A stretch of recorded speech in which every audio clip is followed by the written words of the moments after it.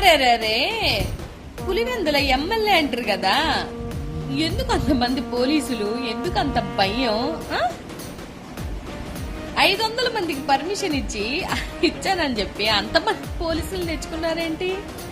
అన్ని భారీ ఘట్లు ఎందుకు పెట్టుకున్నారు? ఎందుకంటే భయం.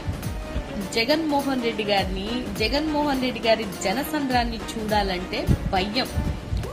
మరి ఒక కైండ్ ఇన్ఫర్మేషన్ గతంలో చెప్పా, మళ్ళీ ఇప్పుడు చెప్తున్నా. జగన్ గారి జన సముద్రాన్ని ఆపాలనుకుంటే మాత్రం అది మీ తరం కాని పని. ఎందుకంటే వాళ్ళ అభిమానం అట్లుంటది.